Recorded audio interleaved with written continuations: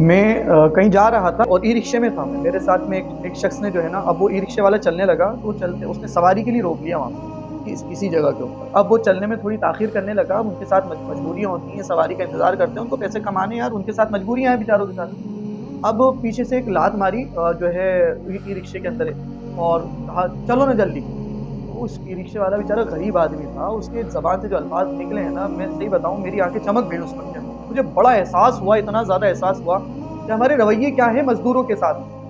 हम पढ़े-लिखों के रवैये मज़दूर मैंने नहीं मारी, जिसने मारी थी वो भी किसी इंस्टीट्यूशन से बिलॉन्ग करने वाला शख़्स।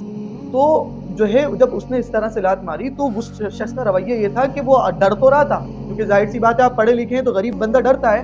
लेकिन उसके साथ वो कह रहा था, साहब आपने इस तरह से लात क्यों मारी? आप कह भी सकते थे, मतलब उसका कहने का मतलब ये था, आप एतराज़ था उसको लात मारने के ऊपर कि ये रिक्शे की लात क्यों मारी?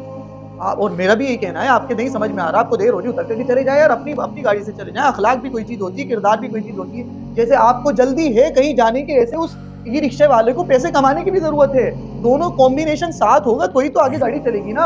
आप अपनी सोच करके बैठे हुए हैं। मैं सच बताऊँ, जब उसको देख रहा था ना, वो इस अंदाज़ में कह रहा, साहब वो ऊपर वाला सब देख रहा है, और उसके जज़्बात ऐसे हो गए थे बोलते-बोलते, ऐसा लग रहा था कि एक बेबस आदमी किसी से फरियाद कर रहा हो कि साहब आपने हमारे साथ में अच्छा नहीं किया है।